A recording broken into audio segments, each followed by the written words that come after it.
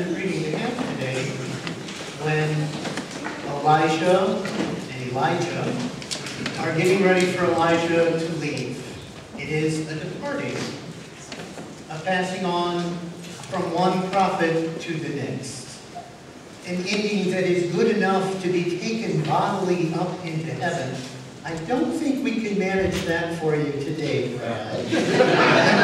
Or a flaming chariot. I think that might be a little frightening. But there is a reminder here that when Elijah leaves and Elijah remains, Elijah asks him for a double portion. Twice as much of his power to share the message of God. And I think the most fitting way, and that has certainly been the truth of Brad's ministry, a double portion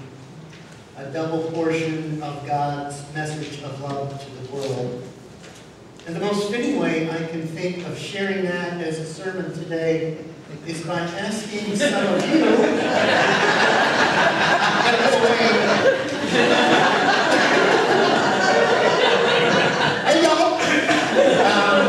asking some of you to share some of those stories.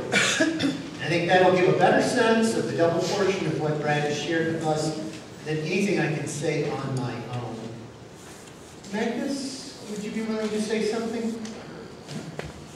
You make this a hard name. I know something cool because I'm a cool kid.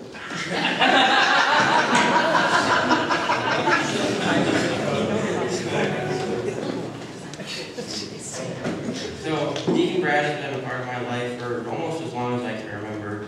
And for that entire time, he supported me in everything I've done, whether it be a part of Boy Scouts or a school event. For instance, like every winter, our scout troop sells Christmas wreaths as part of a fundraiser. And every year, he's always one of the first person to have his name on the list to order. He's been like another family member. I think I speak for everyone when I say the church won't be the same with you up front. Correct, Graham? Yeah, that's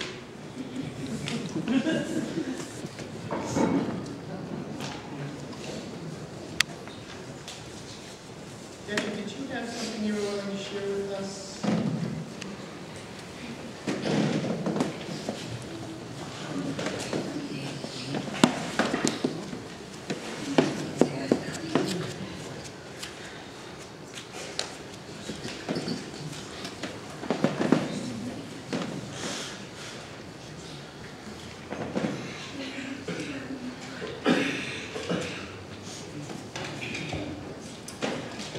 I want to thank you on behalf of the Sunday School. For so many years you have been involved with our Vacation Bible School. From helping me to come up with a theme, to teaching lessons and assisting the children with the crafts. Anywhere you were needed, you were ready to lend a hand. We appreciate that so much. Thank you for making sure the Sunday School had outreach funds for our annual outreach projects and for the special prayers that you led as you blessed them. Your closing prayer with the children made us go forth with joy. The children loved your enthusiastic leadership, and so did the congregation. On a personal note, I have a story about Deacon Brad. And he said that if I told anybody about this, he'd deny us. So what is he going to do today, right? So a few years ago, I was in the hospital on a Saturday morning, feeling pretty crummy.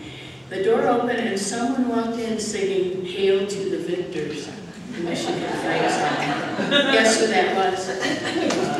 That just cracked me up. We all know what a huge Spartan fan he is. Deacon Brad, we love you and we will miss you very much. You are my favorite deacon, even though you are one of the green people. I'm sure I'm speaking for all of us when I say we are feeling a little blue today. So have a groovy retirement, happy trails, and go blue!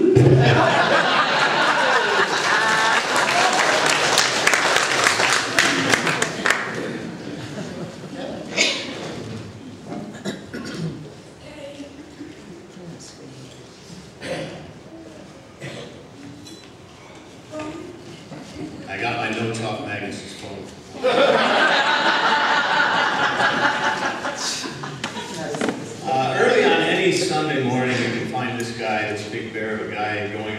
business of checking the altar, making sure that the readings are all in place, and then leading us in the gospel lesson. And then on occasion, delivering a homily himself. He'll lead us in the prayers of people, recap those with a closing prayer, and also, you know, he comes to the rail here for our prayers of healing. And then the grand finale, as Debbie mentioned, you know, the dismissal with the kids. It's hard to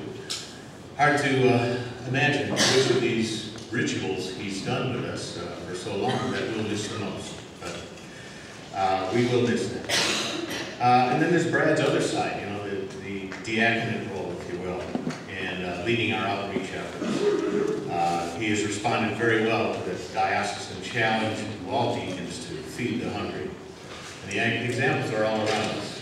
Our monthly donation of food and household items to the Family Network of Wyoming, our commitment to the Family Promise, the meal provided to families in transition, our monthly Thursday evenings at the pantry in Kentwood, and then there's special efforts like the Thanksgiving baskets and the teddy bear drive that he led us in, and then the bottled water drive that we did a couple years ago for the folks in Flint. And the sheets. And he's never forgotten our active and retired military folks. He's been an active participant in our parish life events, like our upcoming Whitecaps game and the bowling parties that we've had and other celebrations. He's done so much. He's done it so well. We thank you and we love you, and God bless you, Brad.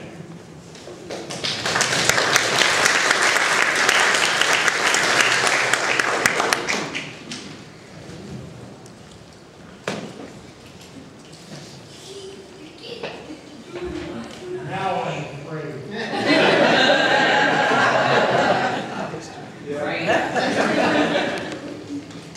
Brad has been there for me since I was in the hospital. And as we all know here, that I have been hit by a car and enormous brain injury. And Brad was there when I was in the hospital. And I just wanted to say I love him. And I will miss him.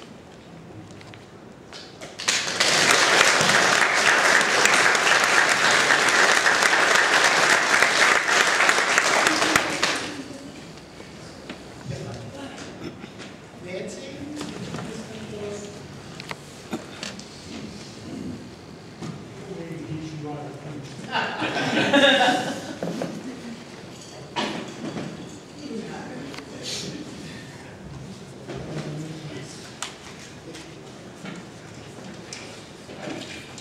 When I was asked to share something about my experience with Brad, I said yes right away. I would be happy to. When it came time to put my thoughts together to share, they were scrambled. What should I say? How should I say it? There are so many amazing things about Brad. So I'm going to focus on our friend Betty Ann Turner. His ministry to Betty Ann started several years ago. I was Betty Ann's friend, helper, and advocate, helping her to navigate her many medical conditions. I called Brad to ask him to see Betty Ann during a hospital stay. That was the beginning of many visits in the hospital, as well as many home visits. Betty Ann loved animals and was sorry that she couldn't take care of one. Brad took care of that by bringing Betty Ann a stuffed dog so that she could love and take care of it. During another hospital visit, he gave Betty Ann a cross, which deeply touched her. That cross is still with her today. Brad has a knack of seeing beyond the obvious. His humor and kidding brightened Betty Ann every time. After a silly conversation with her, Brad called her a goofball, and that just cracked her up. That was his pet name for her forevermore, and she loved it. Even at her sickest, that name would bring a smile to her face. He always responded to any calls for his presence, and while he ministered to Betty Ann, he always asked me if there was anything I needed.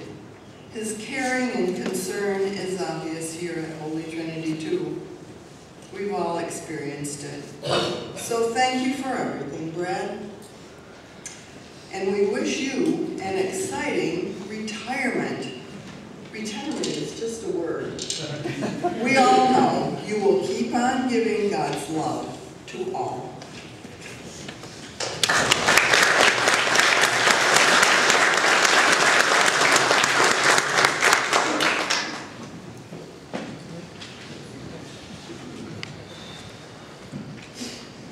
There will be a chance at the potluck to share more stories.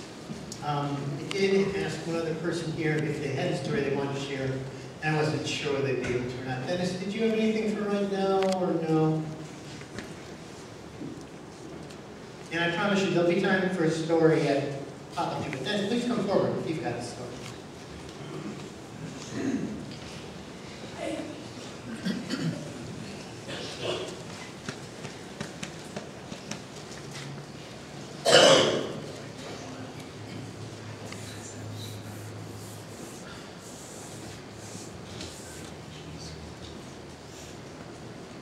Recall one of the first times that this gentleman here behind me came to Holy Trinity.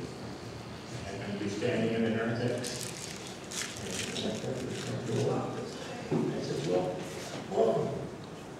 And you've been welcome ever since for the longest time. And I think one of the biggest things that have really been dear to my heart is when he gives the blessing. And I've been going through a number of different melodies, but he's always there. And I think the way that he has gathered the children for the dismissal, they've come running up, except for, I think, a week ago, we didn't have anybody. There was nobody here. So it's great. I am going to miss him.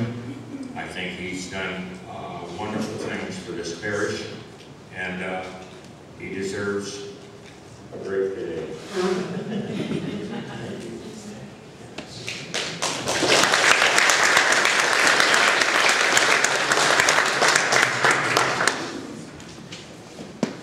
Thank you, Dennis.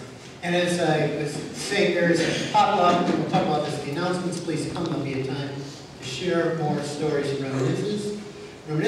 I will share one story of my own.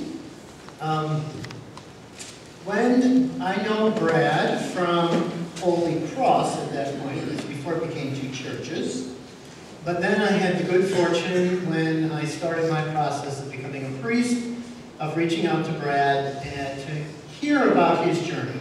And he was good enough to sit down with me and share a coffee that I still remember very well, and some of his academic books that I took away to seminary and still use. But the thing about stories of a double portion is that they aren't always easy stories, are they? If they were easy, we'd all ask for a double portion all the time, wouldn't we? Give me more. But more can be almost too much sometimes. And in that time when Brad was good enough to meet with me, he was in a process where he was suspended from his work here. Because of serving all of you to the best of his ability, the bishop at that time had decided that he wasn't certain he should continue to serve. But despite that, Brad warned me in that meeting, is this really what you want to do? It's going to be heartbreaking. It's going to be hard. It's going to have plenty of days where you won't receive any kind of recognition and all kinds of fault. And that's the life of a disciple, isn't it? The life of a disciple is a life that once you've said yes, you don't get to go back again. And Brad, as a good disciple, even in that day while mourning me, sent me away with his blessing. I thank you for that, Brad. The truth, the blessing, the care, all of it together. In our gospel lesson, 3 people approach Jesus and say, "This looks great. I want to sign up." And what does Jesus say to them is he offers them a warning as well. Expect to have no place to lay down your head.